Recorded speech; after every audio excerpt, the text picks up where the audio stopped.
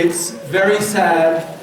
And now Tom wanted us to have a little bit of crack.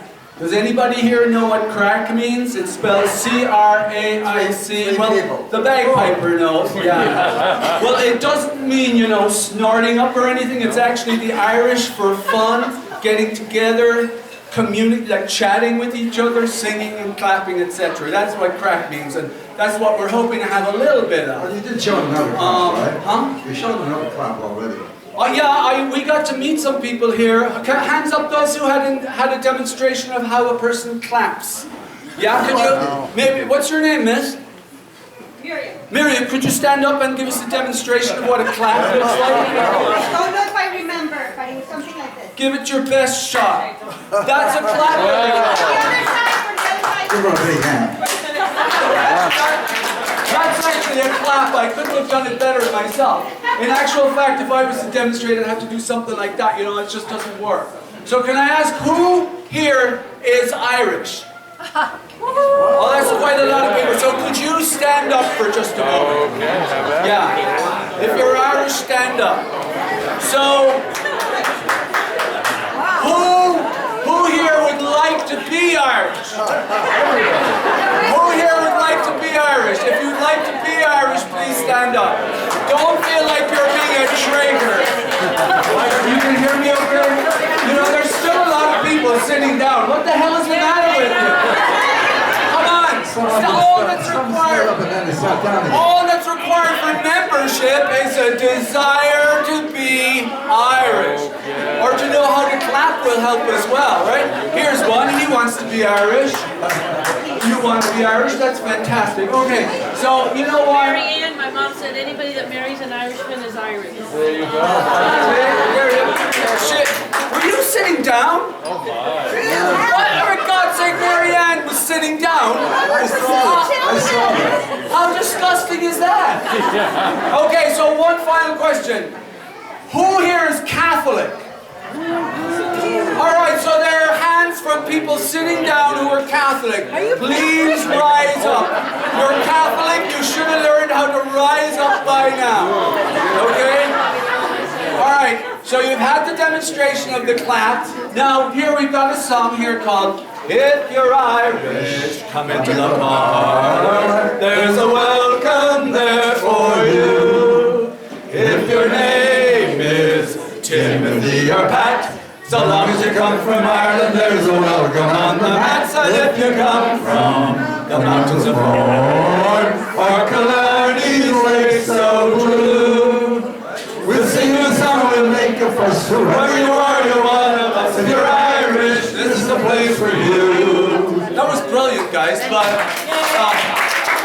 I hope you're applauding yourselves because this is an audience participation deal here, you know? Because, you know, typically, you know what a call and response is and a chorus is? That's to give the singer a break, for God's sake. No, I mean it. You can't be expecting a person to be able to sing something all the way through. That's where you guys come in. That's actually the chorus to the song. So I want to hear it again. I saw a fantastic example here of the lady, Mary Ann's daughter, in the lovely mustard, you know. I'm not going to get any more specific. I was wondering about there's probably some technical term for that type of color, but I ain't going there, okay? But, so, you see, she was moving, right? That's, like, of all the people here, what did I notice? There was somebody having a bit of crack, right? Now, you guys got a demonstration on clapping. What happened then? Are we ready to give it another shot? Yeah. And we'll see what we can do. And hopefully, by the time we've been through that, you'll sing it yourselves. How's that? If you're Irish, come into the bar. There's a welcome there for you. If your name is Timothy or Pat, so long as you come from Ireland, there's a welcome on the mat. If you come from the mountains of Mourne or Killarney's lake so blue, we're singing the song and make a fuss. Wherever you are, you're one of us. If you're Irish, this is the place for you.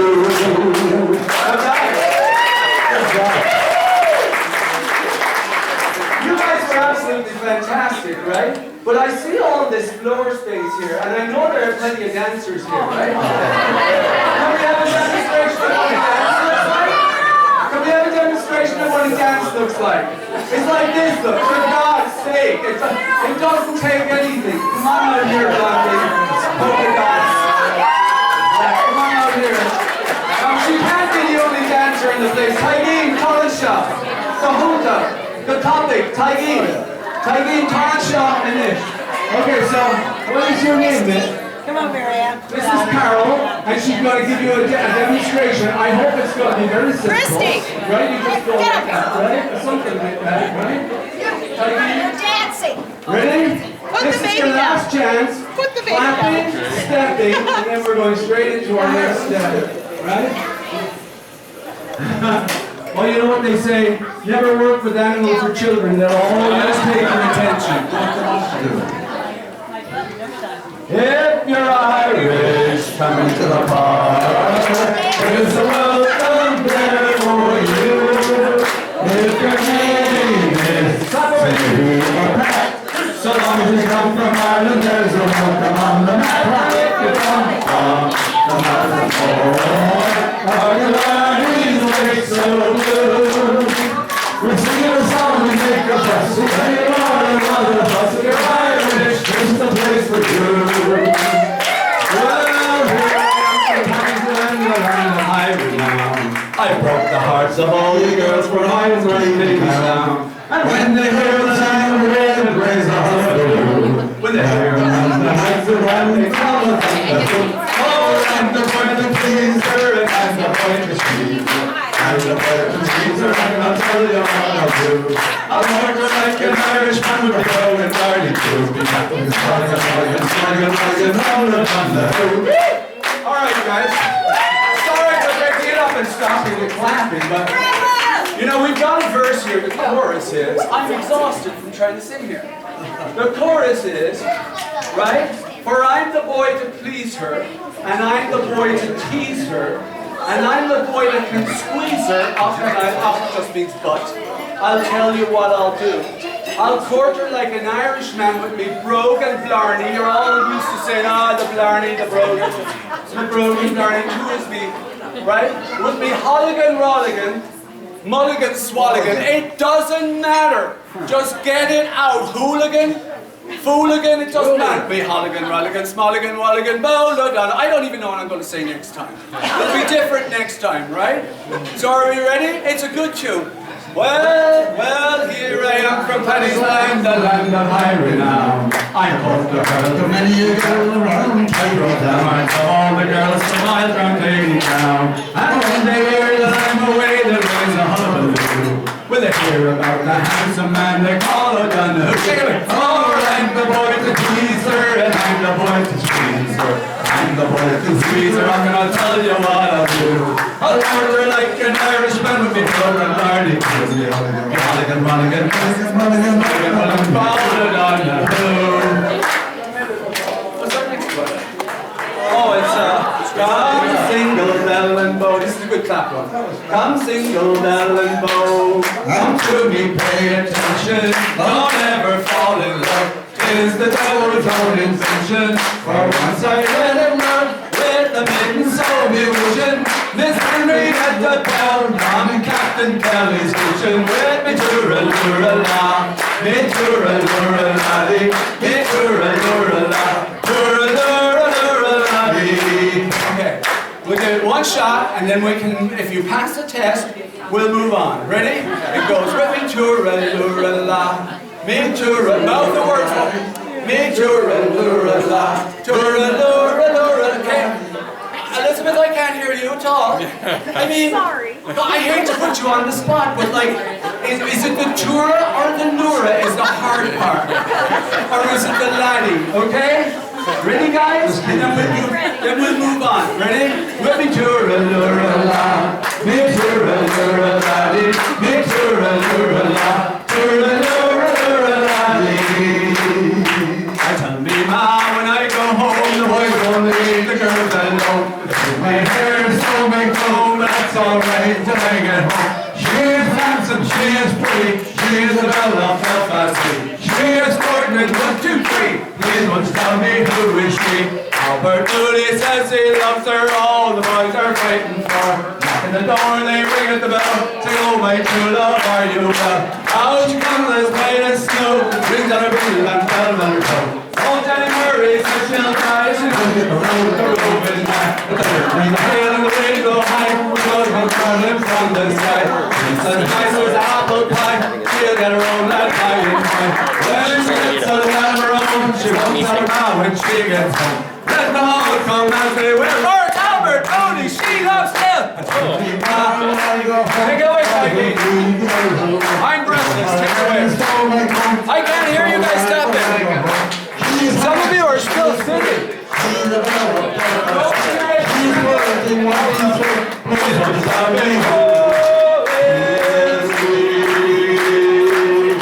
Listen, we're on a production deadline here.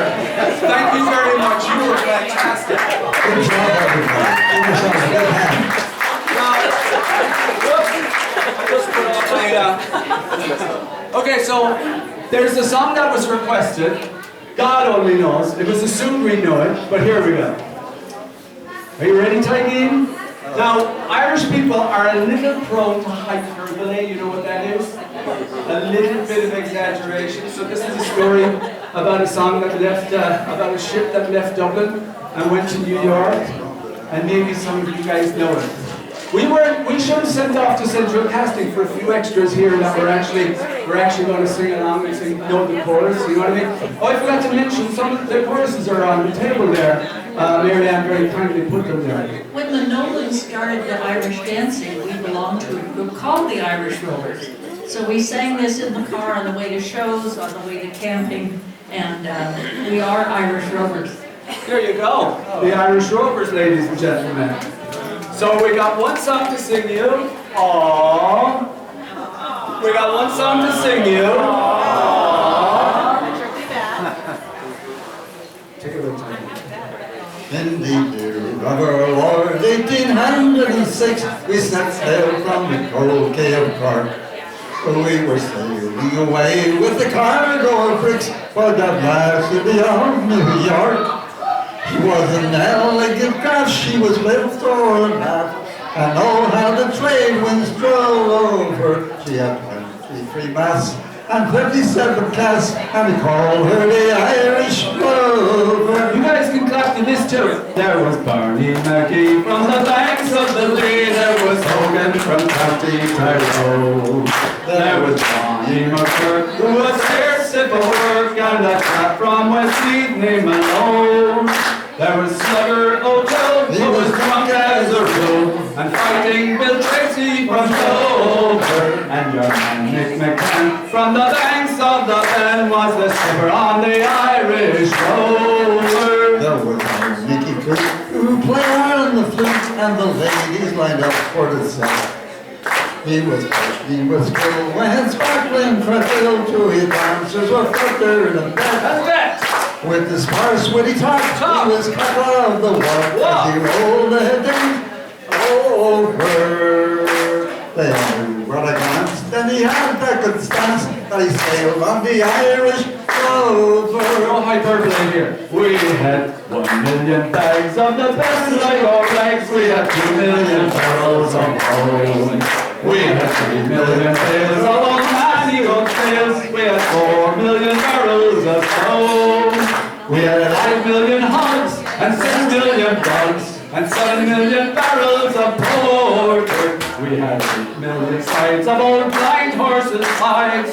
Sorry, traveller. In the hold of the Irish Rover. Then we sailed 7 years when the measles broke out and our ship as they were fired. And the whole of the crew was reduced down to 2, the captain and his whole little dog. And then double round, then we found, and the poor old dog was over. Their turn was around, and the poor old dog was drowned.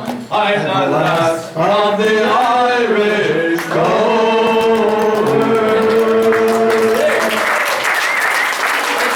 I see Tommy over there, he's laughing at us, making Egypt of ourselves. We'll see you guys later. Thank you.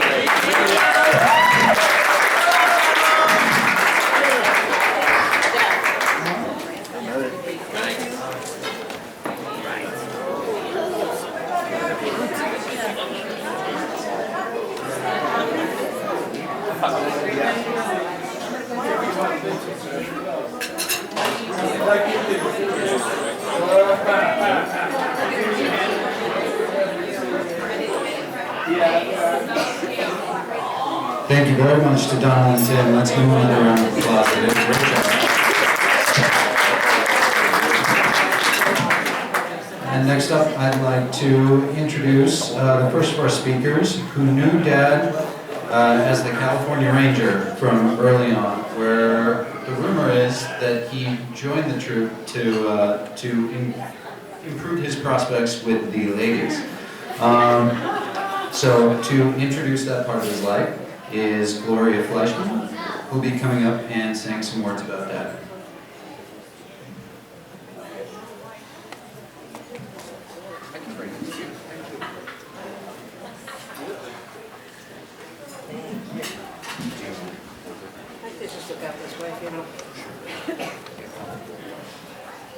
Well, the first thing I want to say is I didn't lose my leg from the California Rangers and riding horses. Had nothing to do with that, actually. For the people that don't know about California Rangers, it's an equestrian group of young adults who ride. I'm trying to figure out just so you can get a visual, like the Canadian Mounted Police. Okay, we drill on horseback, and everything is very military. The kids are able to start at 10 years old and go up in rank until they become an Eagle Scout. Now, Tom was adorable and rambunctious, to say the least.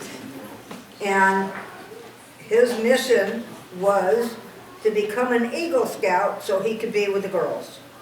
Because there was always way more girls in the Eagles than there were boys. And he did do that. He went up in rank,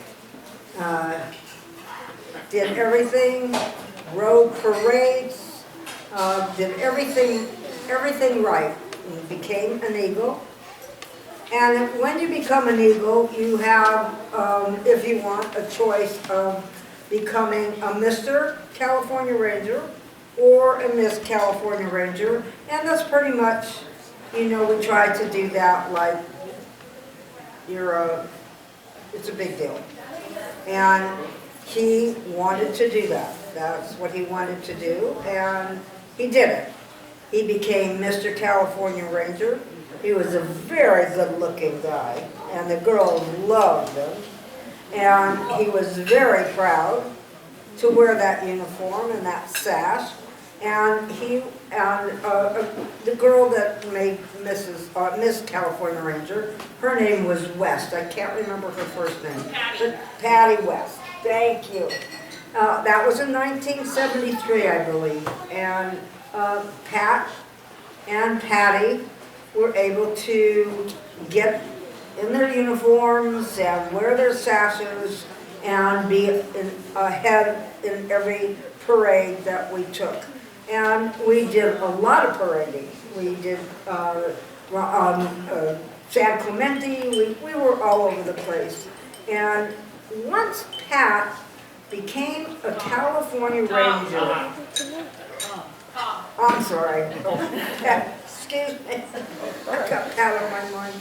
Tom was, he just became a gentleman. He grew up from that kid that wanted to be Mr. California Ranger. He took that very seriously.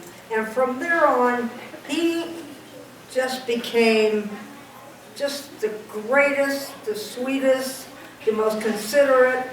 I don't know how else to say, one of the smartest in the group. And we were always extremely proud of him.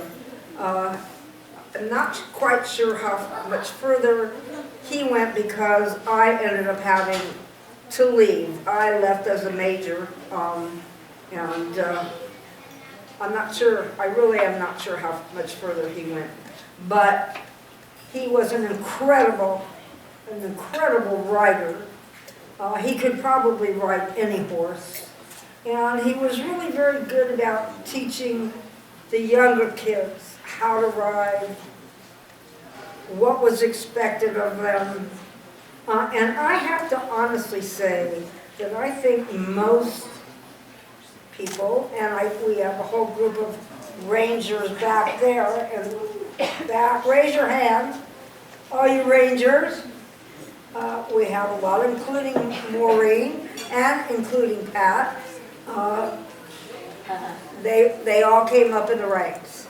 And just a dynamite kid and a dynamite adult. That's what I have to say.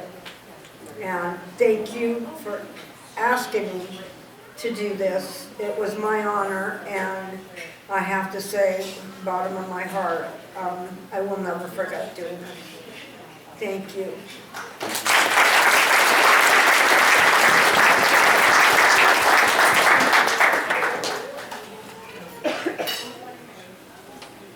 Thank you very much, Gloria. Next up is someone that I started my life with in Angel Fire, probably a young couple that also was raising a son in the middle of nowhere in New Mexico on a small ski resort. Eddie Losinski, who was close friends with my dad from the get-go. They became fast friends and they stayed that way ever since. So.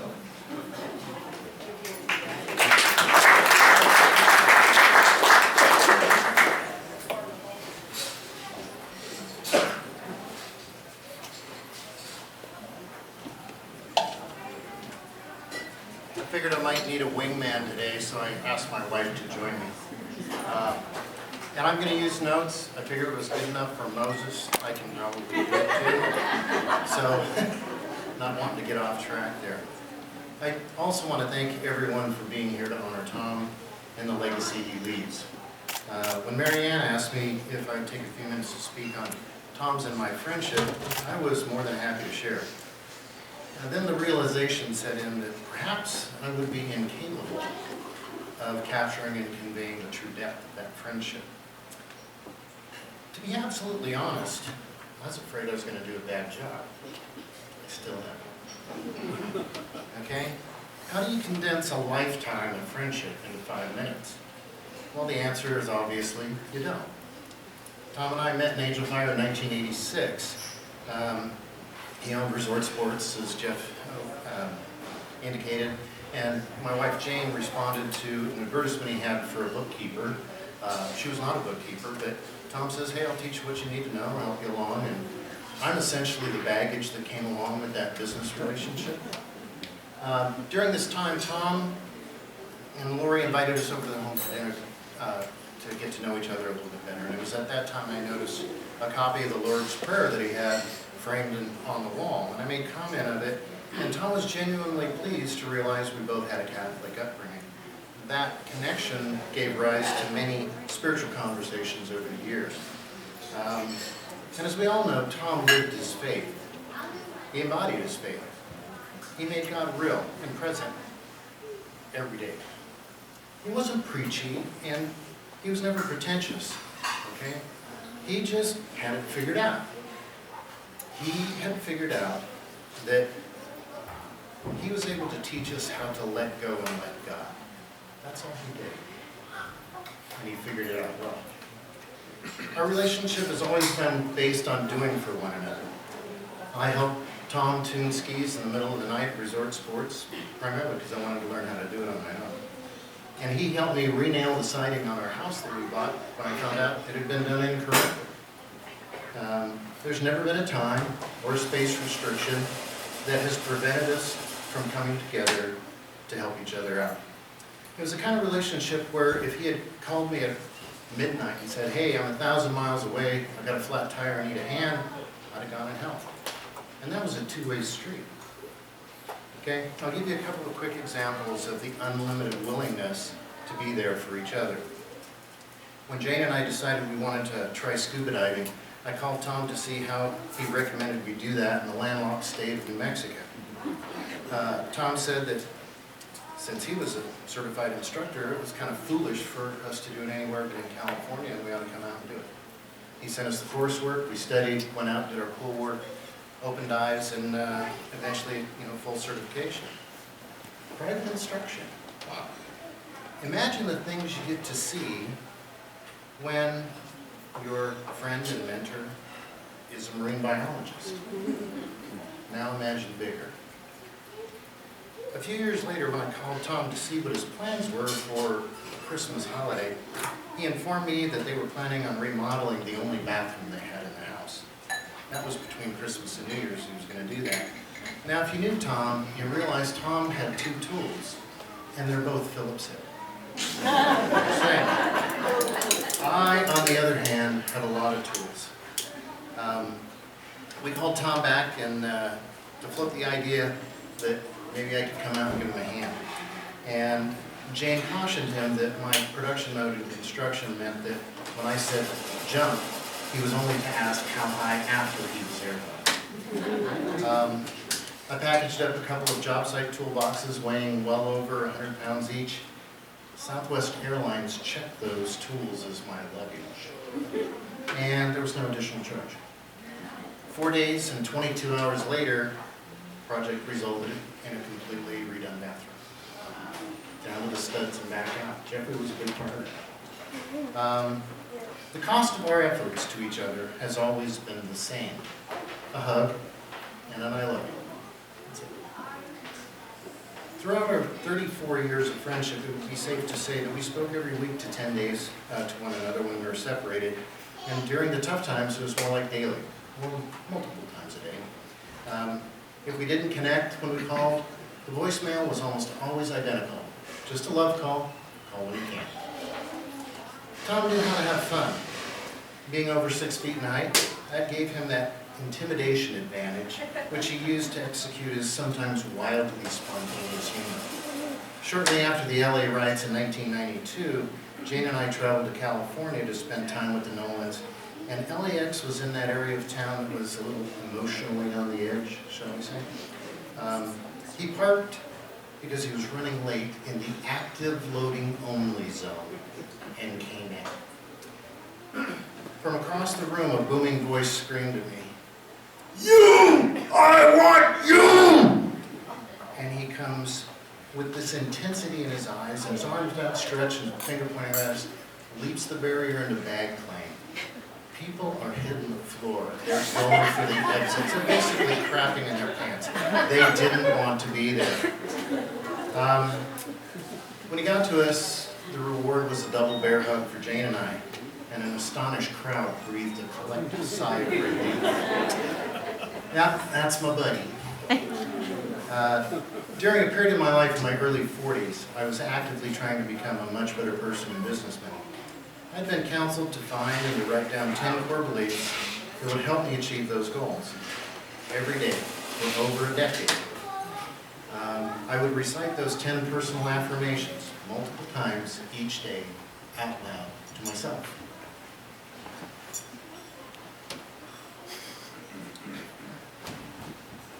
Tom was number 10, and it said, "To win the respect of the most godly man I know, Mr. Thomas Foley. I hope in some capacity I've achieved. But in the end, Tom is the embodiment of unconditional love." When Tom met Mary Ann, that was a multiple times per day conversation time. But this time, it was not traumatic, and it was a period of unbridled joy. Tom had found the connection. He had had a shoulder tap from God, and as we all know, we just wore Mary Ann down until she just said, "Okay." But when you say yes to Tom, you also say yes to unconditional love, unwavering support, unquestionable integrity, and daily joy. Don't get me wrong, I don't idolize Tom as perfection.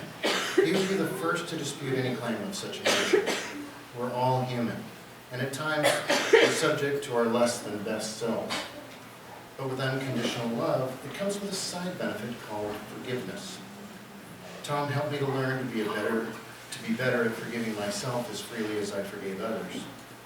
Shall we say he kind of had an uphill battle on that score. It's a patience of Job thing for him.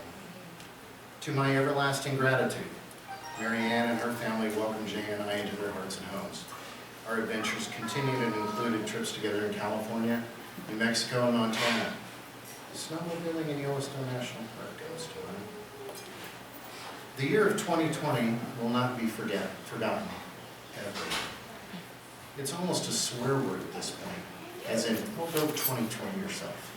You know, Jane and I had 3 visits with Tom and Mary Ann during that time, our first in February. Tom asked Jane and I to accompany him on a trip to the Wrigley Institute on Catalina Island during that trip. He was going to give a talk to some students on the Artemis project NASA was working on. As we were heading to the LA Pier, some of California's famed traffic delays kind of put us behind schedule by about 30 minutes. Tom told us that boat always left on time, and we would probably not be going out to the island. He called the dock to advise them of our situation, and the captain, who knew Tom, said,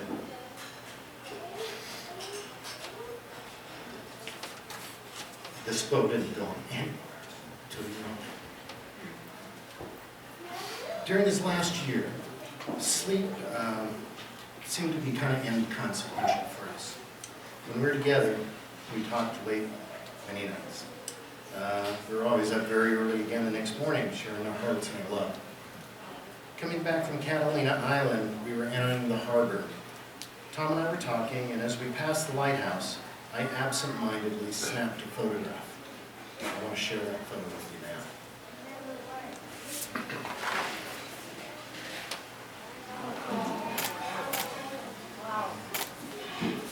It's a good picture, some would say. I kind of figure even a blind pig can find a truffle every now and then. When I look at this photo, I see something totally different. Can any of you guess what it is?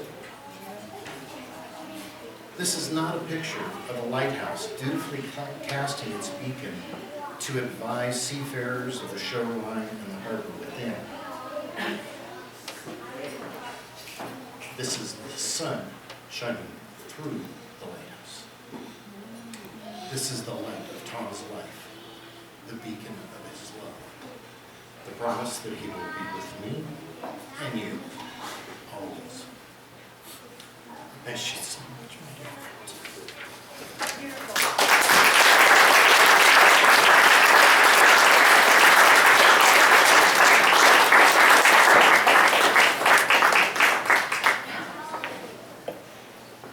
Thank you again, Jane.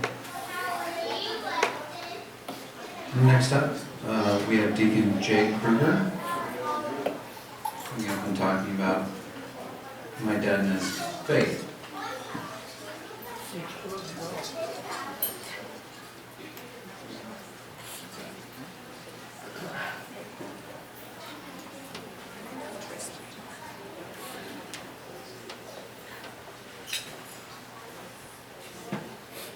Well, you've heard most of it. I've known Tom longer than some, shorter than others. I met Tom through a mutual friend who you'll hear from later, Ken Green. We started having lunch together and affectionately known as the Pit. There's a spot in JPL underneath our building. If it was too hot, we'd have lunch in the Pit. Otherwise, we'd have lunch out and about. And that was my first experience with Tom. What I want to talk about today is Tom's essence. You've heard, or you're going to hear, about the many facets of Tom's life. I'm sure there are very few people here who know them all. When you look at a diamond and it glistens because of all these facets. But I'm not going to talk about the diamond. You might have heard the expression, a diamond is nothing more than a piece of coal that's stuck with it. A diamond is made of carbon. Without carbon, you don't have coal, you don't have diamonds. I want to talk about Tom's carbon. The essence of who Tom was, who Tom is to each of us. on Wednesdays when St. Francis High School was open. If his van pool was on time, Tom would arrive on the lab just in time, hop into my little Honda, and off we go to St. Francis to go to Mass. Since Tom was a member, or a former member of St. Bede's, getting to Mass wasn't a problem, getting through Mass wasn't a problem. Leaving was a problem. I didn't realize how many people Tom knew. And it wasn't that many people at Mass, but he knew them all. By the end of the time going, I knew them all too. The other thing Tom did is he was involved with Dynamic Catholic and Matthew Kelly. He would share his essence of who he was. At one time, he got his pastor to agree to handing out books. I don't know if it was Christmas or, was it Christmas? Yes. Christmas and Easter. Christmas, and he got them twice. And then he said, oh, we're going to have a class afterwards. And I believe 12 showed up, maybe 10, something like that. And he went, so how did it turn out? And Tom goes, it was great. We had 10 people. We talked. It was amazing. That was the essence of Tom. If one person would have shown up, he would have gone, it was great. It was amazing. That was who Tom was. And Tom carried this essence, this carbon, into all the facets of his life, of JPL, marine biology, SC, all of these things, because that's who he was. He couldn't be Tom unless he was sharing his essence. So as we go through the afternoon, I'm sure you've heard more about Tom in different aspects, or will hear more about him, than you ever thought possible. How can one person have done this and this and this and that and this and that, and met people all over the world, and they all love him? It's because of who he is. It's because of his essence, his faith, his belief in God, his Tomness.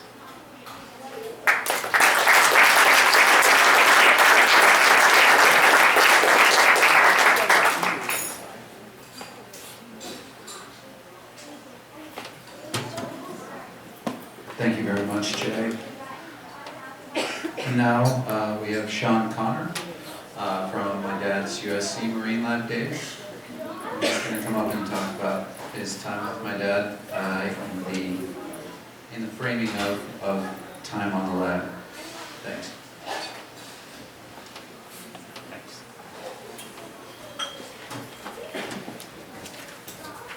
Good afternoon, everybody. Yeah, what a great crowd to be a part of, and Marianne, thanks for giving me the chance to be here with you today. Oh, man. So my friendship with Tom and my time spent with him is almost exclusive to Santa Catalina Island. I moved from North Carolina to that island in 2007. Didn't know anybody. Was brand new to this part of the world. Lived on this little rock with 100 people and the groups that would come over. This man would come over every now and again and help us with these outreach groups. 12th graders, 8th graders, elementary, middle school. Thank you. I'll leave it better. Should I start over? So Tom, big bear of a guy, would show up and he'd help load kayaks and help snorkelers in the water and occasionally give a nighttime talk. I didn't know what he was talking about. I was trying to figure out what I was doing in California. And one day at dinner, he sat down beside me and struck up a conversation that lasted over a decade. And the longer we talked, the more depth these talks would reach, and I'd find myself revealing things that I just kept to myself because who's interested in me? Tom. One night I stopped by his talk, and it happened to be Curiosity, the 7 Minutes of Terror. And first, that JPL table, what a great story. But what was more fascinating after I got over the mind-blowing stuff that these people can do was this incredible love that Tom showed as he shared this story with these future scientists and dreamers. And he would bring them into the story. He would talk about the universe and how vast it was, how much we know, and how much more there is to discover, and that they would be a part of uncovering these miracles. And he took me away. I could tell his love for these kids. His hope for their future was just plain to see for everyone. And that gleam in his eye, that shine on his face, whoever saw it, is magic, right? He would draw you into amazing stuff. But he also knew that these kids would face challenges as they went through their school, went through their life. And there was this humility with which he would share the struggles that he had academically in his college years. And it was just a setup, though, where he could share what the Trojan family did for him, the friends that he had, the guidance that he got, the mentors that he met, both on the main campus and then certainly on Santa Catalina Island. And as he told this story about how you'll get knocked down, how you get back up, how you get on that horse and you ride again, and he saw these kids who really, many of them were from underrepresented populations, understand that they had a chance. And that was the night that I fell in love with Tom Nolan. There wasn't a person that he would touch that he didn't lift up to give them the dream that life could be better. During another trip on the island, Tom and I were struggling to set up this 10-inch tracking scope that had been donated to us, along with a very tattered manual. And I got to tell you, it wasn't going well. The sun was going down. Showtime was starting for this star party for all these kids. We were starting to panic a little bit. And by luck, prayer, and good fortune, the thing turned on. And we got it triangulated. And I watched him work this thing and finally sort of stepped back and let Tom lead these students through a tour of space. And I listened to him point things out and what they were seeing, and how far away it was, how vast the space we were looking at. And then he said, "Sean, come here and look." And I looked in the eyepiece. For the first time in my life, I saw the rings of Saturn in real life. And I couldn't move away. And then his hand touched me on the shoulder, and Tom leaned in and he whispered, "Pretty cool, huh?" Yeah, pretty cool, Tom. Pretty cool. Eddie, I know what you mean when you say there's so much you want to say, and being Irish and being limited to 3 to 4 minutes. This is tough, but we're all experiencing that same thing. So what I'd wrap it up to say that there's no single story. There's no "you gotta hear this" that captures that whole life of Tom. But the moral that he left us with is his presence. Earlier today, Marianne, you welcomed me here, and I walked around, found my seat, went outside, saw the horse, came back in, and I looked across the room, and I saw him sitting there. And I thought for a moment, what's he doing here? It's that presence. He will always be around. I'll always be grateful that Tom took me in, that he shared a bit of his life with me and made me a part of his life. And when the chance comes, I hope I can follow the example that he made for us.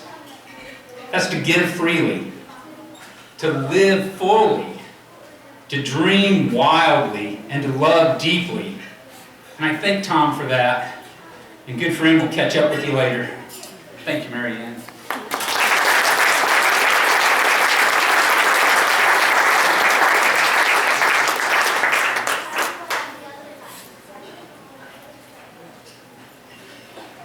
Thank you so much, Sean. Now we're going to take a little break for dessert. And yeah, so enjoy sweets.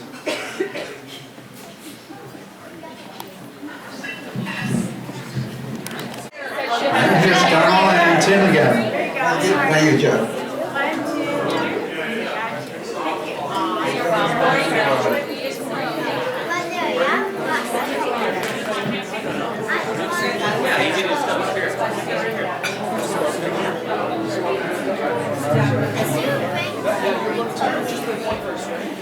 Can you all hear me? Yeah. How about down in the corner? Can you all hear me down there? Can you hear me there?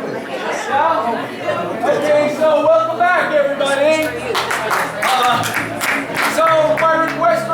sing when Irish Eyes Are Smiling, and it's a waltz. At least he's going to lead in the first verse, and I hope he's going to sing it like a waltz. So please feel free, dancers, up, waltzing. Find yourself a partner, and take it away, Tiggy. Here we go. Well, there's a tear in your eye, and I'm wondering why it never should be there at all. With such power in your smile, or a stone beguiled, so that never a teardrop should fall. And your sweet listening laughter, like our spirity song, make your eyes bright as can be. You can laugh all the while, and another time smile, if you smile again for me. Here we go. When Irish eyes are smiling, sure it's like a morning spring. With a little of Irish laughter, you can hear the angels sing. When Irish hearts are happy, all the world seems bright again. And when Irish eyes are smiling, we're still a heart away. Now let's all stand up and sing that chorus one more time. I heard some really good singing over there at table number missing. There's some really good singers that know this chorus. Let's see you stand up and move around and waltz a little bit. Okay, sedentary life is way overrated. Okay? When Irish eyes are smiling, sure it's like a morning spring. With a little of Irish laughter, you can hear the angels sing. Sing it out, everyone. When Irish hearts are happy, all the world seems bright again. And when Irish eyes are smiling, sure there's still a heart away. You guys were fantastic. Give yourselves a round of applause. And you know what, guys? I'd love to hear you guys sing that alone, all by yourselves. Who wants to sing it one more time, all by yourselves?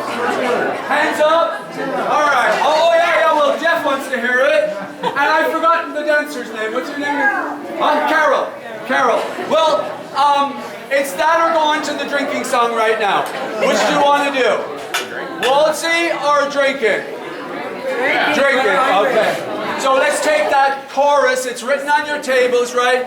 And it's no, nay, never. Rise up your skirt. No, nay, never, no more. Will I play a wild rover? No, never, no more. I'm sorry, Elizabeth. You've got the lyrics in front of you. Okay? When the mouth, how do you know your agent is lying? His lips are moving. How do we know someone's singing along in the chorus? Their lips are moving. You guys are good.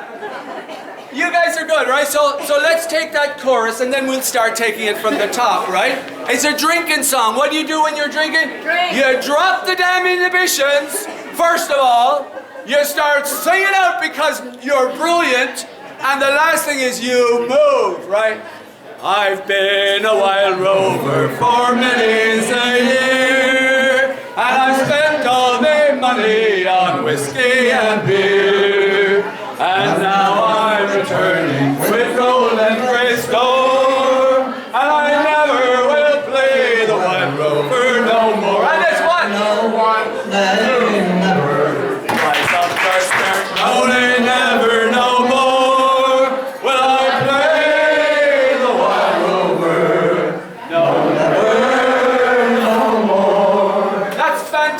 Right? That's the beginning. You're nearly up to speed. On a scale of 0 to 10, you're, yeah. Oh, listen, I see you folks standing over there. Could you just move over a little because we're feeling lonely here? Come on and close up the gap here. Mr. Yellow Shirt sat down. Mr. Yellow Shirt, stand up and come over here. Come on, you can do it. Here we go. Mr. Fabulous Great Beard down, Fabulous Beard, come on, come closer. Do you know what? Do you know how I know you're all Catholics? Because you go into church and you find the seat that's the furthest from anyone else, right? If you really loved the Lord, you would go straight up to the front pew, and when that's full, people coming in would fill the second pew. But oh no, we're too shy and we're not worthy of the Lord, so we got to go the furthest away, right? This is a drinking song, and it goes, look. How does it go again? And it's no, nay, never, right? There's a missing line, it's rise up your skirt, okay? And I want to hear all the women. And it's no, nay, never. Women, rise up your skirt, no, nay, never, no more. Will I play the wild rover? No, never, no more. You guys are brilliant. I'm not singing the next chorus, right? I went into a big house I used to frequent, and I told the landlady me money was spent.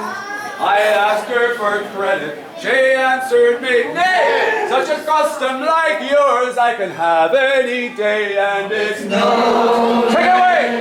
Can't hear you. No, they never.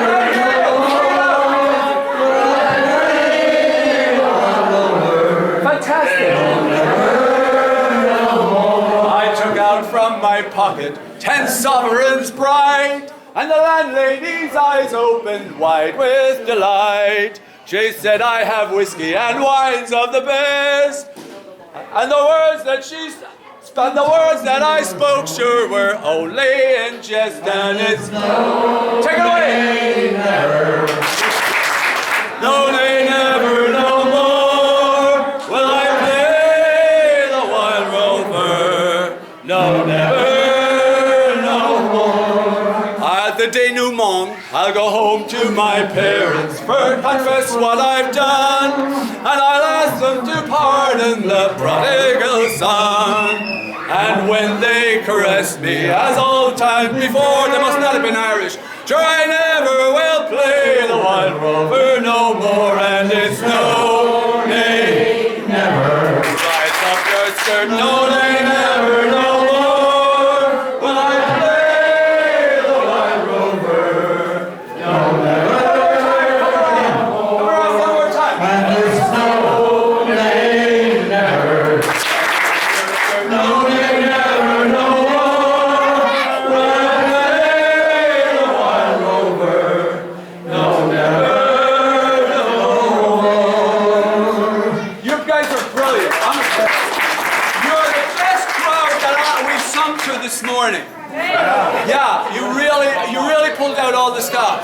And you behaved like it was a waltz, but you didn't want to dance to it. But anyway, before we're kicked off the stage, I just wanted to acknowledge the love that was between, what's your name again? Marianne Brewer and Tom Nolan, right? And Marianne Brewer, what's your maiden name, or what's the Italian side? What? Brancato, okay. You know, the reason I didn't understand you was because you weren't saying it properly. Alright? So her name apparently is Brancato. So can we all say Brancato? Come on, a little bit of physicality as well, right? Because you know that they've done studies, 94.73% of the Italian language is a body movement. Okay? So are we going to hear it one more time? Brancato. Was that good enough? That was okay? Okay. So the love between them. Now I just want to, you know guys, when I was asked to sing this song, which is not going to be a secret, what is it? Oh yeah, Amore. Okay? When I was asked to sing this song, right, I went and I checked the lyrics because I thought I might have to sing it, right?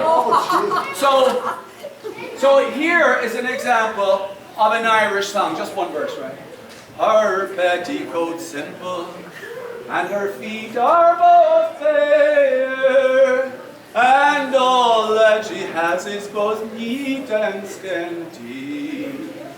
But stars in the deep of her eyes are exclaiming, I carry a rich bunch of red roses for thee. Okay, so that would be an Irish, a version of, an example of an Irish love song, right? So this one here we have, okay. When the moon hits your eye like a big pizza pie. That's when in the world, I think they actually went and they wrote this song from a survey. They asked guys, Italian guys, what's your idea of love, you know? And the next guy said, well, it's a bit like when you know the way the world shines when you've had too much drink, too much wine, right? And then finally, there was another fella, he goes, well, it's kind of like, you know, he's asked to explain what falling in love is a bit like. He goes, well, it's a little bit like when, you know how when you're eating pasta e fettuccine, you know the way you drool? That's kind of how it is being in love, you know? So the only thing I can conclude about the Italian lover is that all he really wants is a good meal, preferably made by his mother, okay? All right. Give us the start there, Tiggy.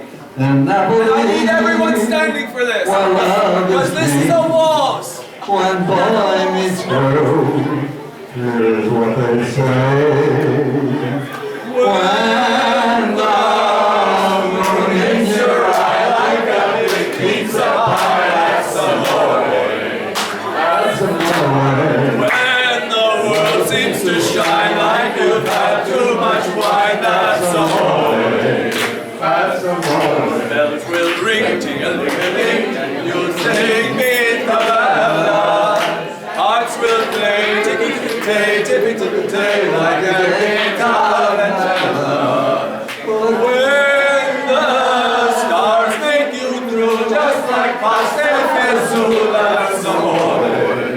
That's amore. When you dance down the street with a crowd at your feet, you're in love. When you walk in a dream, and you know you're not dreaming,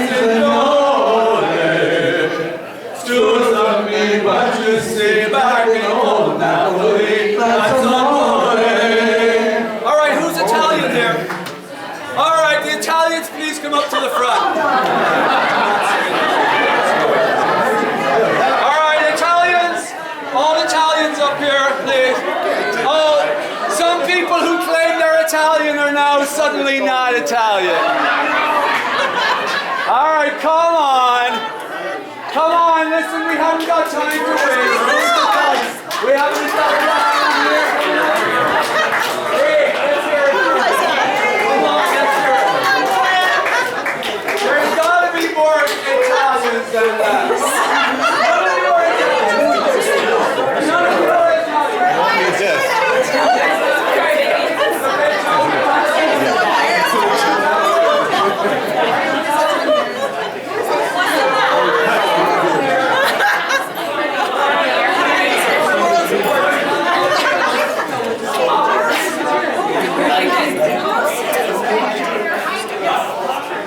Any more Italians? Last call,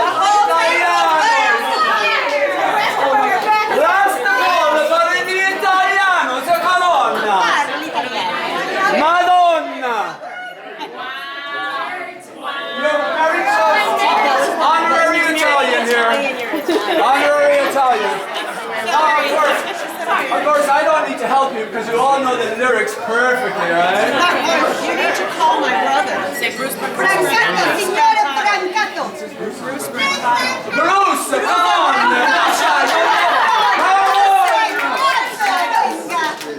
Please, Bruce, don't be wasting our time. What's the matter? Oh, they come out of the woodwork now.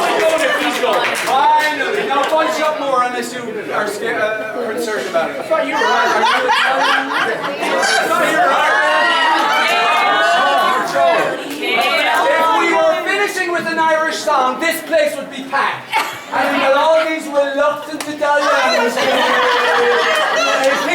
might be Italian, I'm so sorry. But I've already had a meal, so I don't need to sing a song. I already live with my mother, so I don't need to sing a song. Jamie is not coming. Jamie, call Jamie Crawford. She's Irish. Jamie. Are you coming? She's not coming. She's Irish. Have we got the full? Have we got the full? Italian singers now?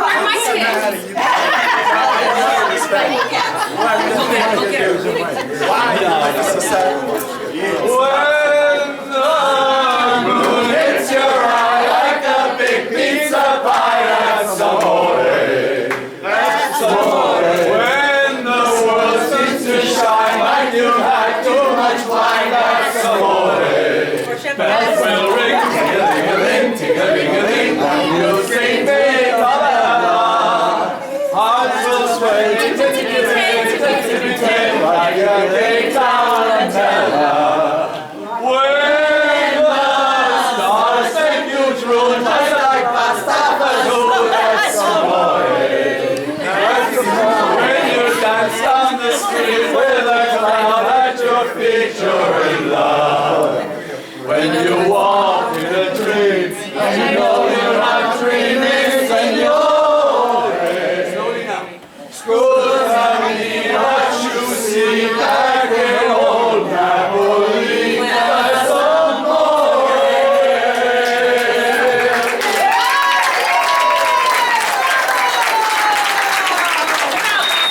Thank you for Hey, let's sit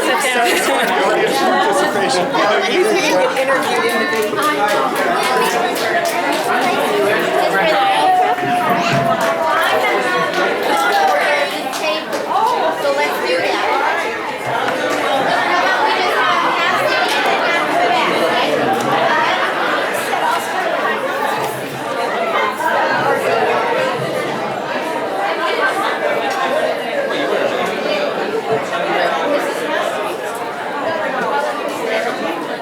Thank you again, Donald and Tim. That was absolutely fantastic. And thank you to all our participants. Next up is Ken Green from Dead Street Yogis. He's going to come up and talk about the role that Dad played in his life. Maybe I should bring a couple of these up. They're here.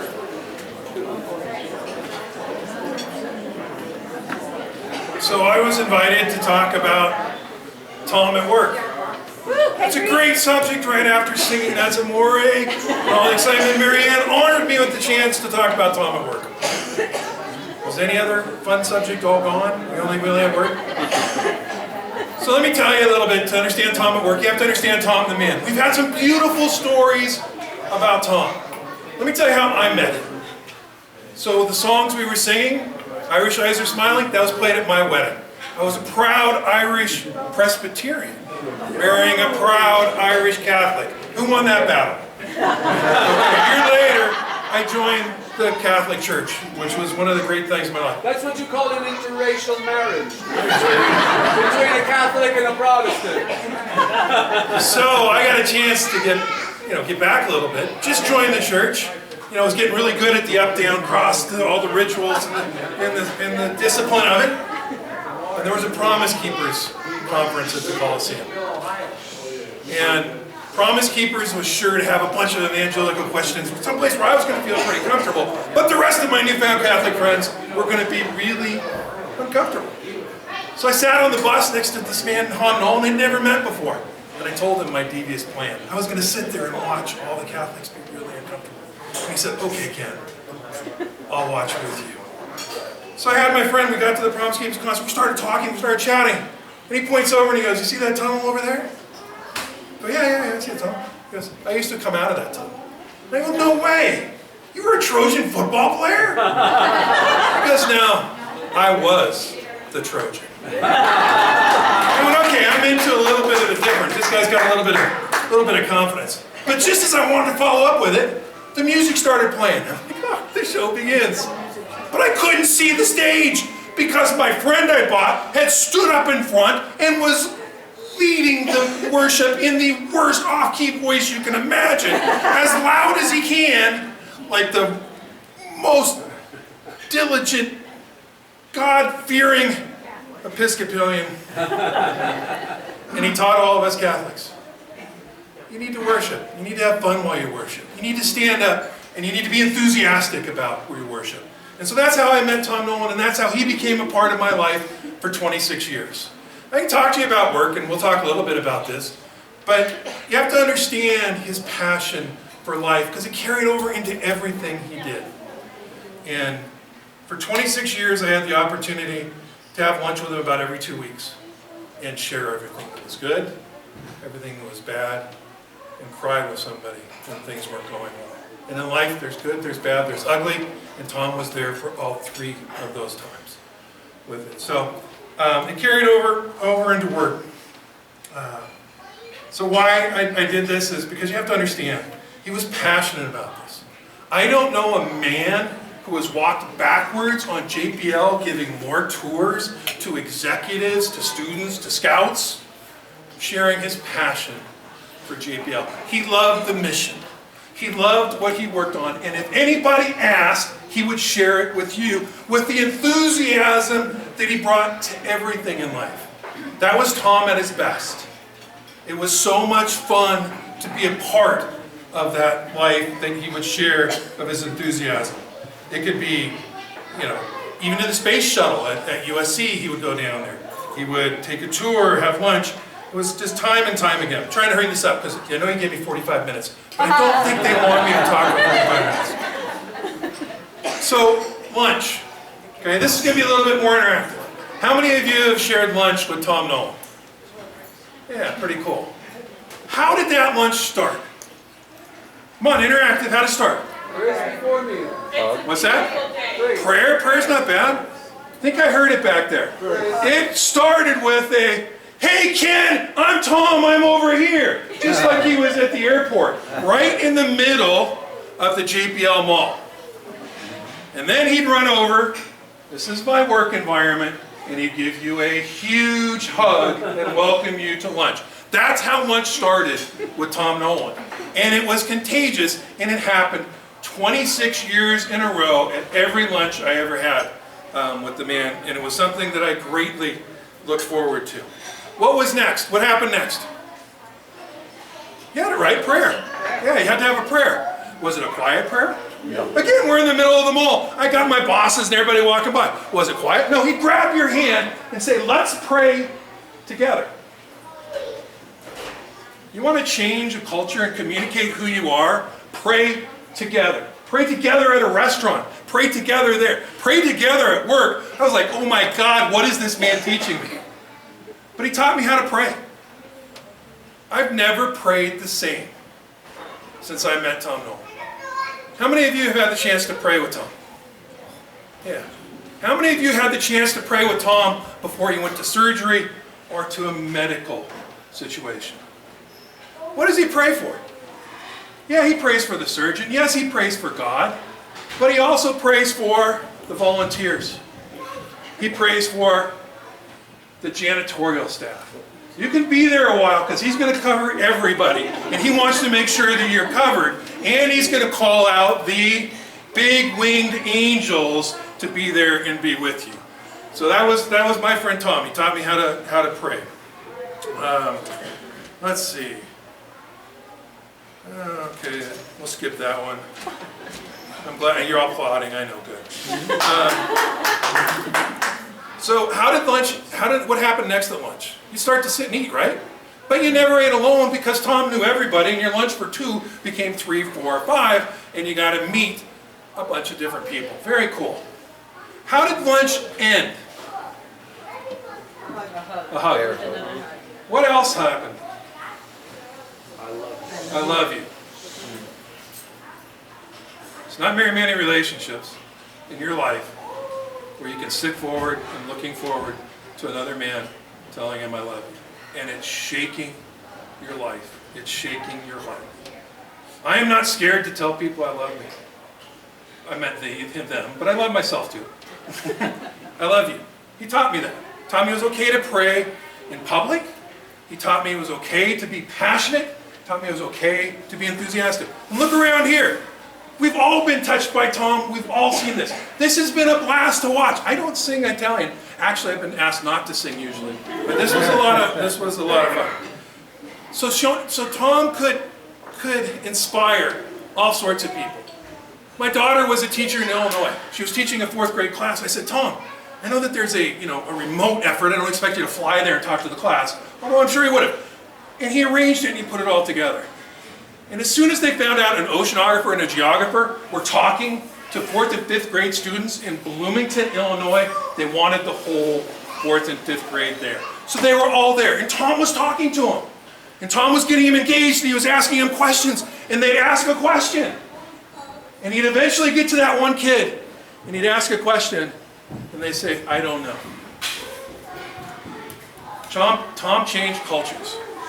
Because I watched him take that 5th grader when he was asked how far Mars was from the Earth, and tell him it's okay not to know. But let's try it a different way. Education is about learning, and learning is a team. So instead of saying, I don't know, say, I don't know, but let's find out together. That's how you inspire youth. Didn't have a 5th grader who was embarrassed not knowing the answer because they'd been studying Mars. He said, that's all right. I don't know, but let's find out together. That became the motto of the Bloomington School District. I don't know, but let's find out together. The man could change cultures. He could change passions. He could change individuals. He changed me. Changed my daughter. So, I know I could go on for hours, but we don't want that. So let's hit one highlight. 2019, Tom received an award, the Bruce Murray, let me make sure I read it correctly. Bruce Murray Award for Excellence in Education and Public Engagement. For those of us privileged to share that passion, there is no perfect award, more perfect award that could be bestowed upon our friend. That was really a neat day. It recognized Tom for who he was. On January 31st, my friend was able to share his passion with his Lord and Savior. December 31st. As he left this earth, he left having lived a full life, a life of love, laughter, and a tear or two. That's a full life. He did that nearly any day, every day. How many of you here have loved, laughed, and cried with Tom Nolan? We all have. That's changed our life.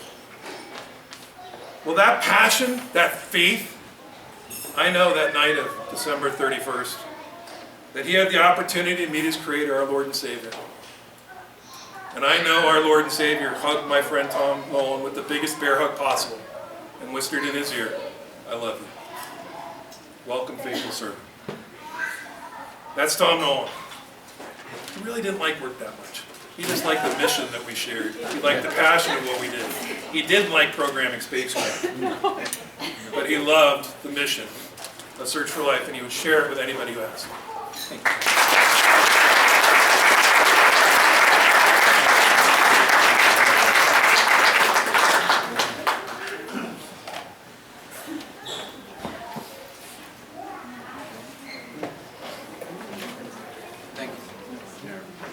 Thank you, Ken.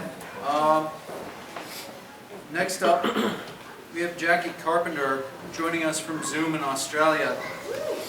She wanted to talk about Dad's work all over the world, changing cultures and doing all the extraordinary things he did, setting people's world on fire. So we'll get the sound hooked up if we can.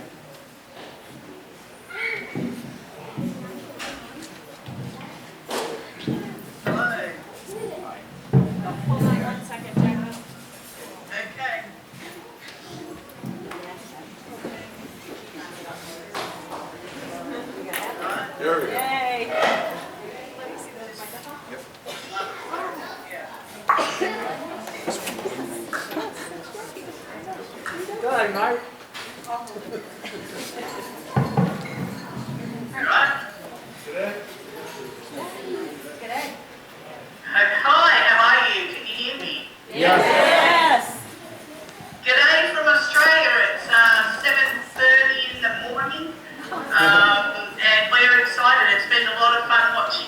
fun and all the antics. We wish we could get up and dance with you, but we're here. And I want to say that what Ken was saying about Tom is so true. I met up with Tom and we'd organised for a group of NASA JPL scientists and engineers to come out to Australia. And Tom came screaming through the airport. We knew it was Tom. And physically met him at that time, and we had a small group come out. And he touched on everybody. So the crew we had out was Tom and Todd and Paulo and Deb and Shannon. And we did a small event, only a few thousand children over a week. And we decided it had to go bigger. So Tom went back and we started organising free teleconferencing to schools, and at some stages we had over 2,500 kids online listening to people that Tom had either Tom or people that Tom had organised to do. And it touched on thousands and thousands of Australian students. And then in 2019, Tom came out with another 6 or 7 NASA JPL people, and we organised with the Australian Air Force to get a Hercules aircraft, a C-130J, and we went out into the Indigenous communities way up north into the Northern Territory.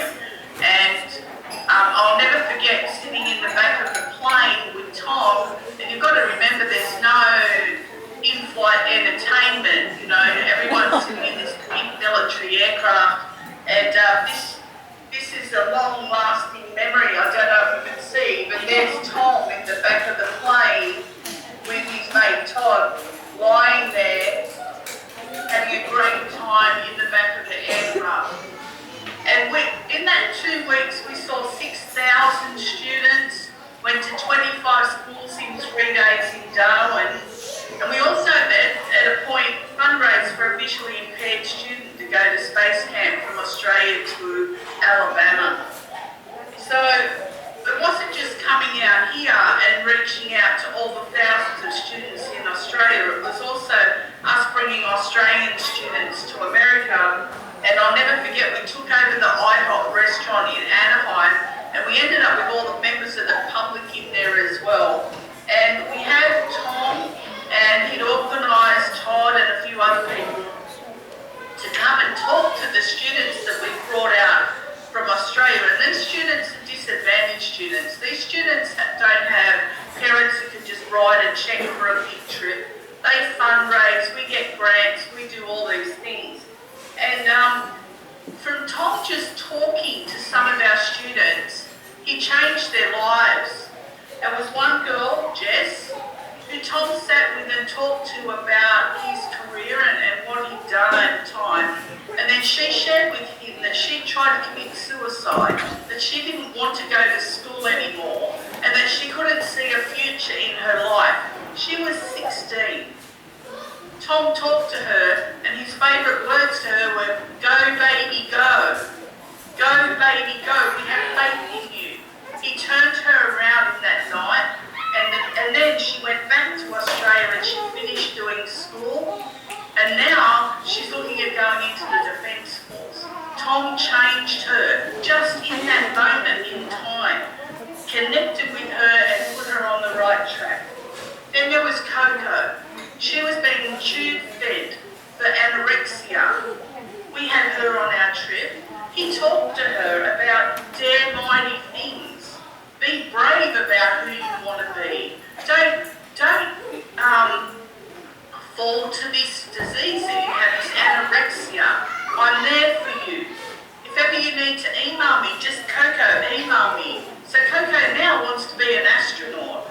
She's eating well, and she's just done her scuba license, all because of Tom.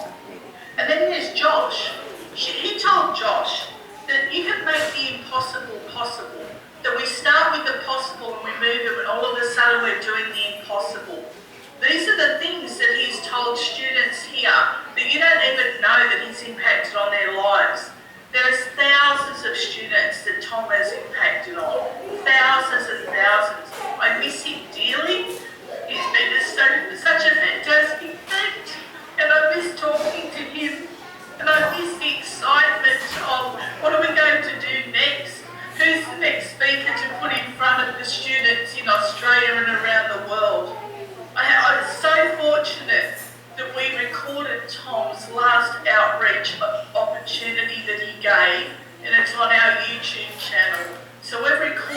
Tom's last outreach before he passed away. And I have to say, the world feels a bit empty because I really miss the I love you. I really miss the talks. We would ring up and talk to each other for hours on Skype. I miss that. But the one thing I do have, I have Tom Nolan in my heart. Thank you.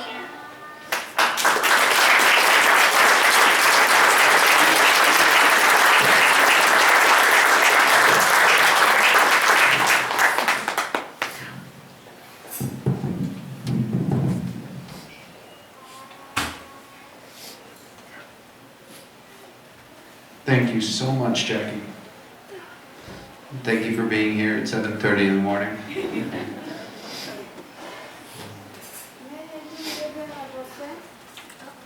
Okay, now we're gonna open it up to any family members that wanted to share any memories about Dad, maybe from childhood or maybe just life as it was and all the different ways that changed the way that we are who we are. Leave it open.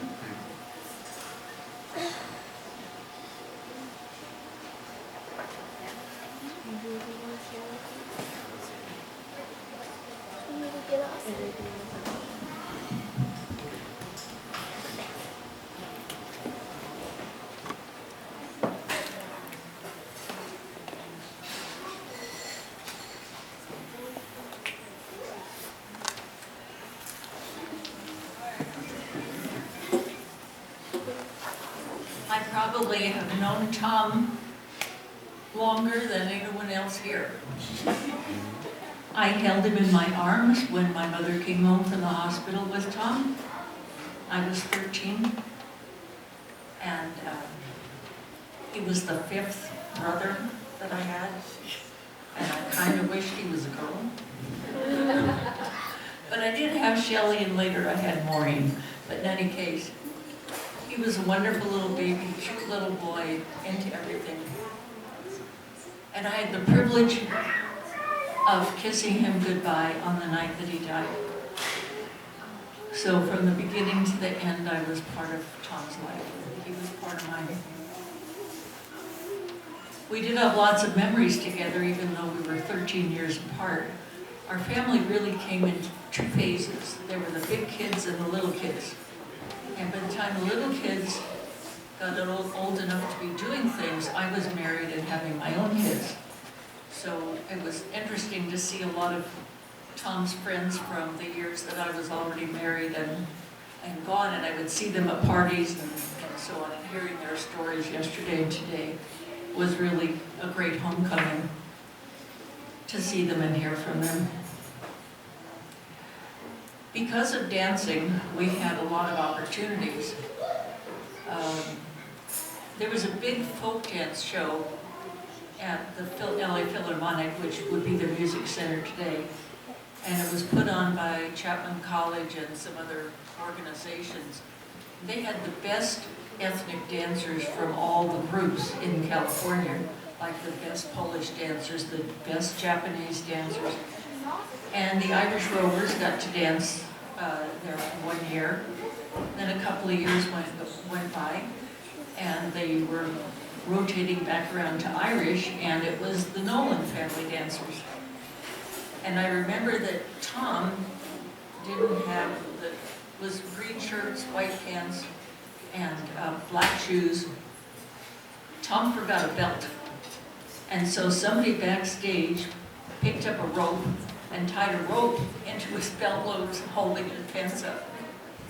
And the audience, our act actually, there was 8 dancers at that time because Jack was no longer at home.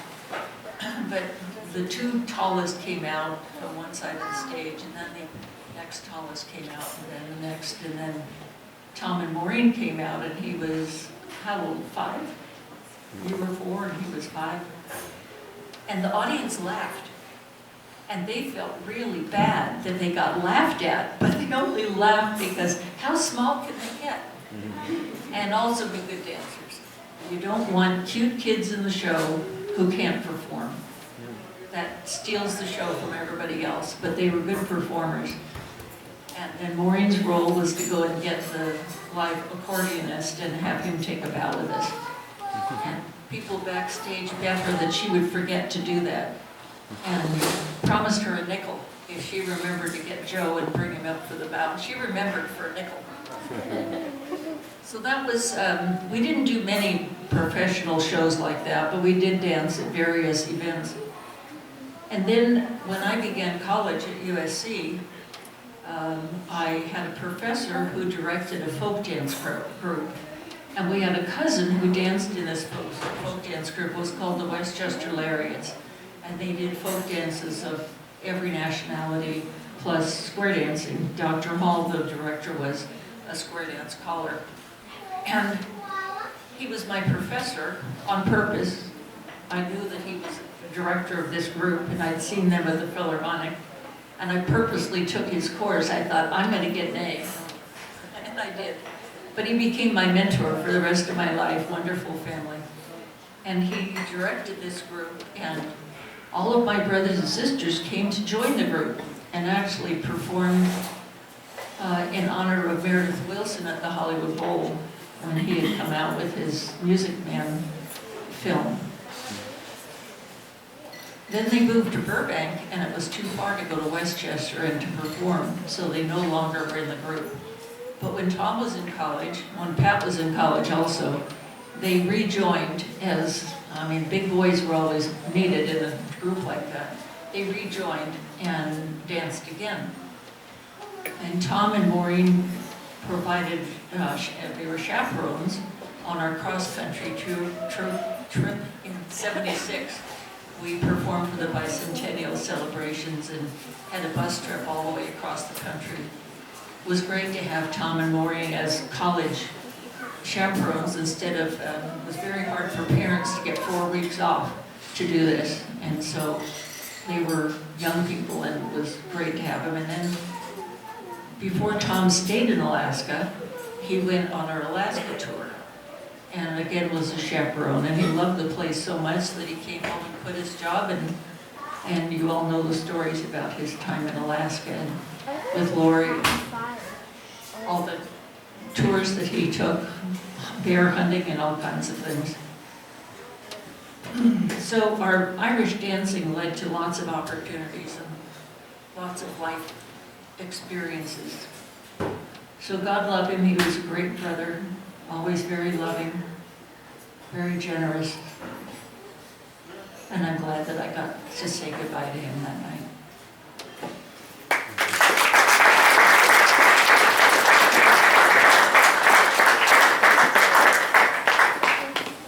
Can you all hear me?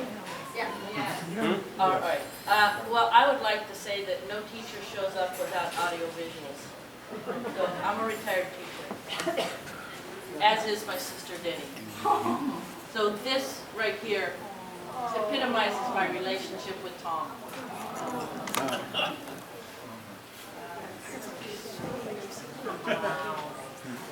He was 18 months my senior. We spent 18 months sharing a crib. I talked gobbledygook that only he could translate for the rest of the family. And the way we look at each other here is how we felt for our entire life.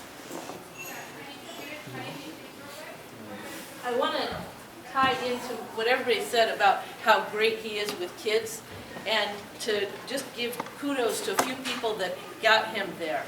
So as a kid in school, he wasn't that good with school, and he was in trouble a lot until 4th grade when he met Sister Jean Cecile.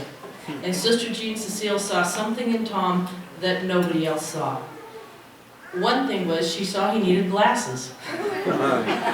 When you put glasses on a kid, he's much better at schoolwork. But she also saw that he had a character that was worth paying attention to. And she changed his direction in school from being, I can't do this and I might as well make trouble, to, well, I can't really do this very easily, but I could do it.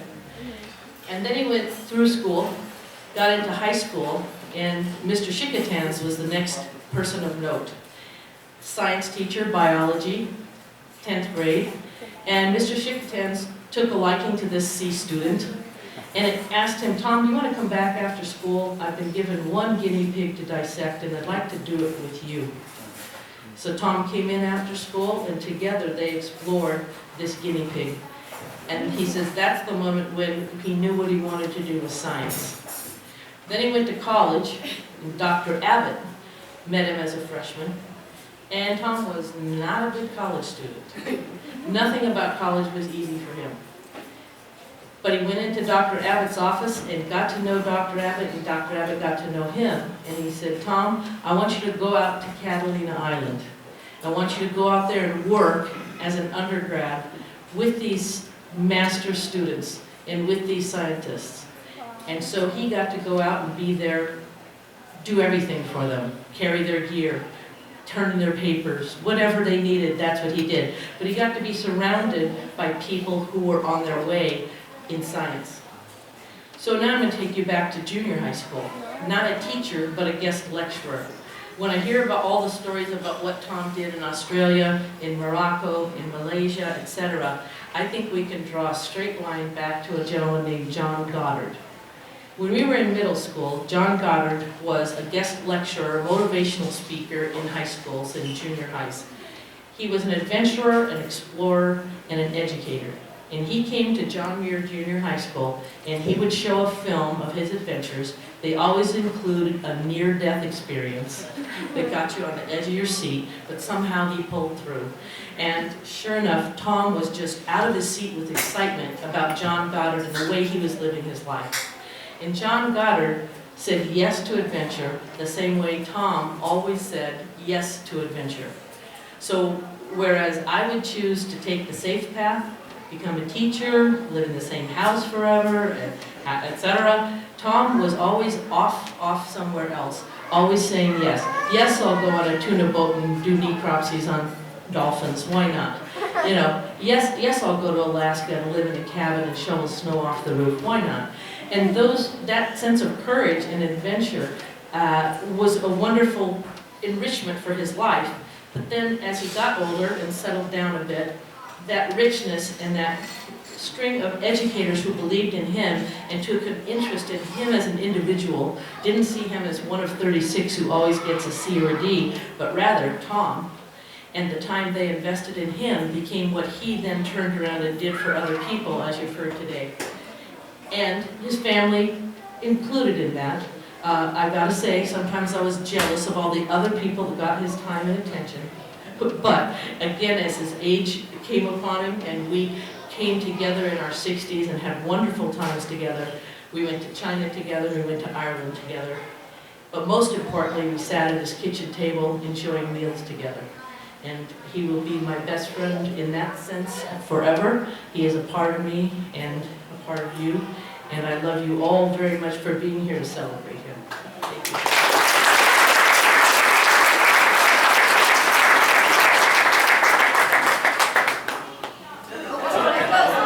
He's after me still.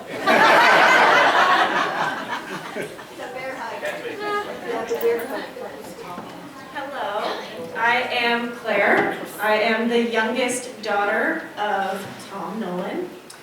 I want to thank you all for being here to celebrate and remember the adventurous spirit that was my dad. Since he died, many people have shared and withheld many, many, many wild stories about him, of which I'm coming, Maureen. I'm getting those stories out of you somehow. But this is all very surprising to me. I'm not used to seeing him in that fashion. He was my father, much more than a wild, crazy young man. But he was nothing like his rebellious previous self. He was gentle, waking my sister and I up in the morning, singing softly, and not very well, at the end of our bed, asking us what our dreams entailed. He was warm, always happy to welcome me into his lap for a cuddle, where I would just sit in silence and listen to his heartbeat until I drifted off to sleep. Don't think many of you were able to do that in that way. He was funny, We'll go with that. That's generous. Corny. Yeah. Never letting the facts get in the way of a good story. And one he's probably told us all about 1,000,000 times. He was excited to teach, and he was curious. He would take us on a day off of school to the beach, to California Science Center, to the island whenever we could, to really spend some time together and not only just be together, but learn something in the process. He was very open in his final years, asking me what I thought and how I felt about things, curious as to another perspective, which I greatly, greatly respect in a person. And he was always energetic. I don't know where he got it from or how, but if I could just carry on a douse of that energy. I do? Really? Okay.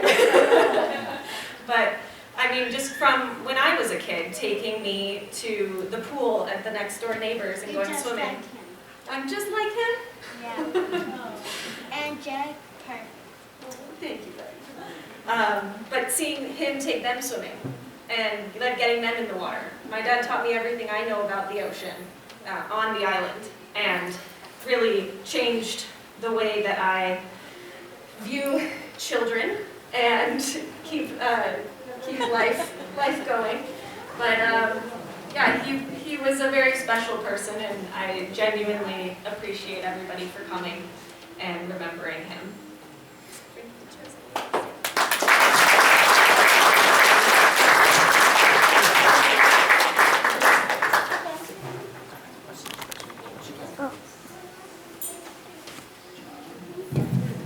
Real quick, I've shared probably with some of you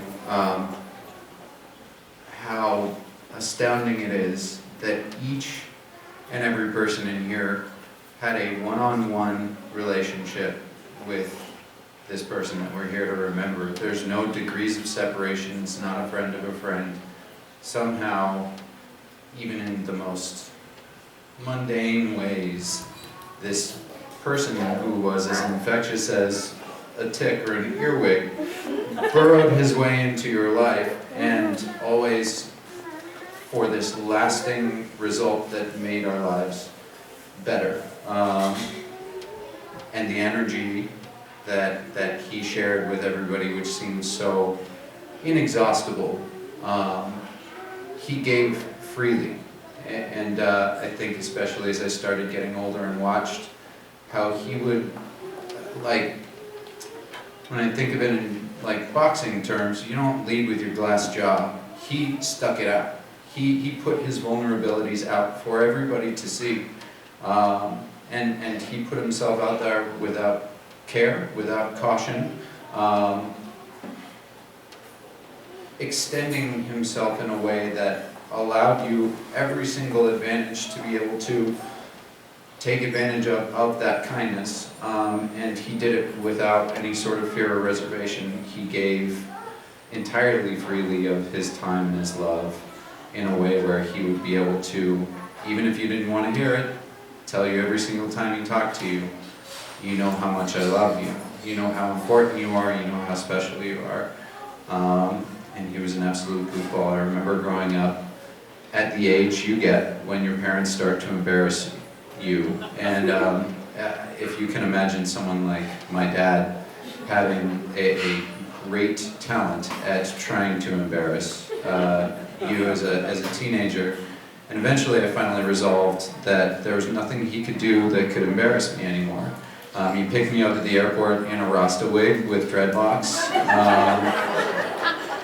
He would show up at school and open the windows and yell my name as loud as he could, and I would roll my eyes, and somewhere deep inside I knew that he loved me and that I would suffer his love to the very end. When I was in the Navy and I was in Norfolk, he came to visit the East Coast, and he said, you know what, I'd really like to go to church with you. And I didn't have a church there. I hadn't been to church in a long time, so I just picked the nearest church to where I was in a predominantly black neighborhood. And their Catholic church they ran like a Southern Baptist revival church. And we walked into the parking lot, and we showed up in the pew, and we were the only 2 white people in the entire place. And as Mass started, and as everybody lived and celebrated their faith and their community out loud, my dad joined in like he was a part of the congregation. So the preacher says, "Let me get an amen," and here's my 6'2" dad looking as he does in the sea of all these people going, "Amen!" And he goes, "Let me get a hallelujah, hallelujah!" And after all this time that I've resolved and told him, "You can't embarrass me anymore," I'm sitting there tugging on his shirt from the pew going, sit down, sit the frick down, you're embarrassing me, you're finally embarrassing me." And the way that he lived his faith, the way that he lived his love, the way that he dedicated himself to other people was always out loud. It was always without reservation, and that continued through his education, that continued through his relationships interpersonally, and I'm going to miss him very much. On the day that Marianne called me and said that we needed to come to the hospital, I was driving down the freeway, and just to an empty car speeding down the freeway, I said, "My God, what an extraordinary life you have lived. You are a testament to all of that. Every single string that branches out into every single corner of the globe is this extraordinary person who shone on all of us and touched us, and those connections remain. And I'm so happy to see you all here. I'm so grateful to see the extensions all over the world of how special this person was. So thank you.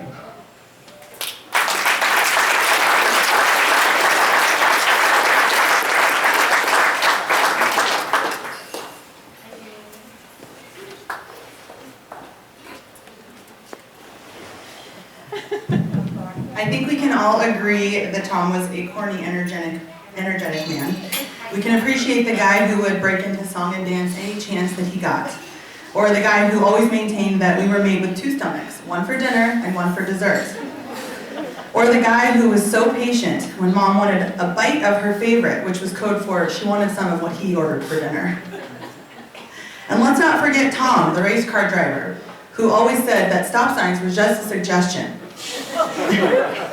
But my absolute favorite things about Tom stem from how well he treated my mom. Being the youngest of Mary Ann's daughters, I had the pleasure of living under the same roof as my mom and Tom for many years. He set the bar very high for husbands, to say the least. My mom always told me how much she prayed that I'd find myself as Tom one day. He was the husband who made sure that the edge of the toilet paper was at the exact right spot in the middle of the night, so that when she got up to go to the bathroom, it was right where she needed it to be. It didn't have to turn on the light. He was the husband who put Mom's towels in the dryer during the colder winter months so that when she took a shower, she could stay warm when she got out. He was the husband who presented her coffee down on bended knee and acted like she was the queen. And let's be honest, she has very picky taste in coffee, and it always was just right. He was the husband who always replied with "yes, honey," or "yes, dear," no matter what he was doing when my mom called his name. Usually she was asking for a favor. He was the husband who embraced my mom so tightly in church when they prayed after communion. He was a good man and an even better example of what a husband should be like. I miss you, Tom.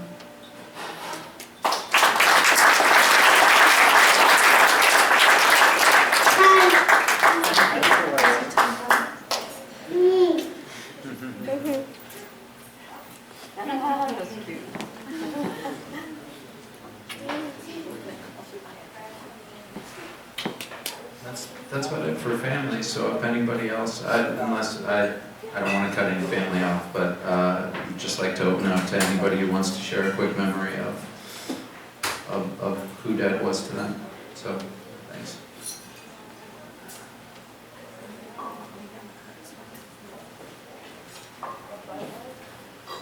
Hi there, my name is Rick Shope. I worked with Tom at JPL. Hello to all the JPLers. And we worked together over the period of 15 years that I was at JPL. And, you know, when Ken Green was up here, he made a brief remark at the end that perhaps Tom was not as happy with the actual work that he was doing, being so outgoing and gregarious. But I want to tell you about that work, because my job was to help explain what the engineers and scientists and the missions were all about out to teachers and to the general public. And of course, that was his role too. We worked together often, together, and helped each other create projects and create ways of teaching things with theatrical energy. I didn't realize he was part of the Dancing Nolans at that time, but I was a mime artist. So I was a mime artist hired by NASA to help people understand all these spacecraft and all these missions. And so naturally, I felt a kindred spirit knowing Tom.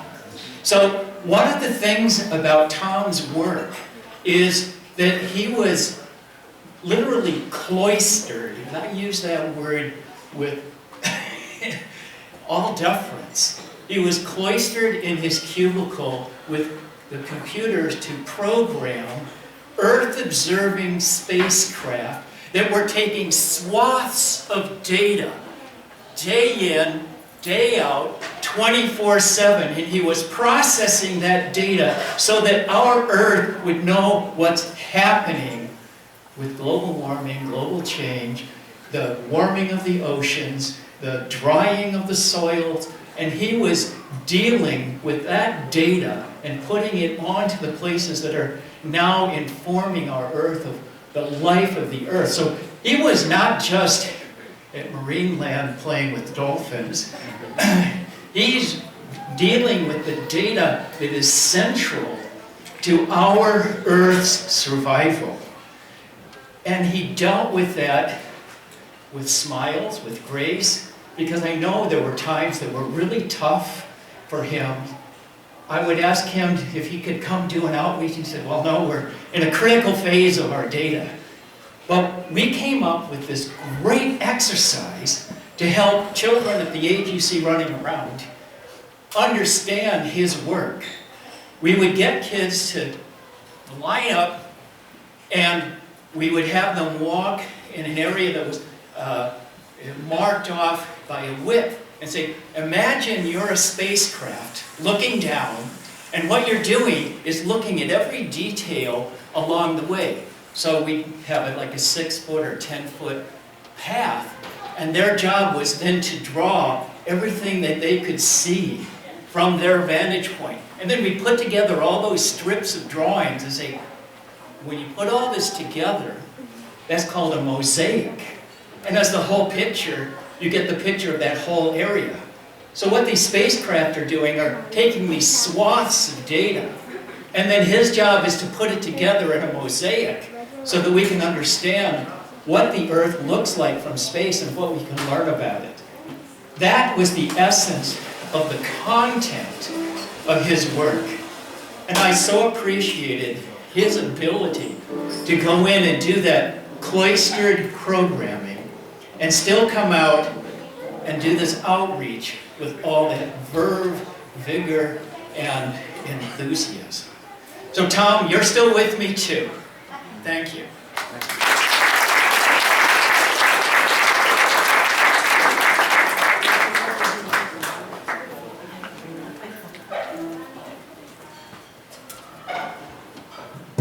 So I'm Alvin Normandin Gallagher, for anybody who's known us long enough. The Normandins and the Nolans grew up together. I was part of the older group of the Normandins that we matched up with the younger group of the Nolans. So Maureen and Tom and Shelley and I would kind of remember our families would get together and we would hang out together.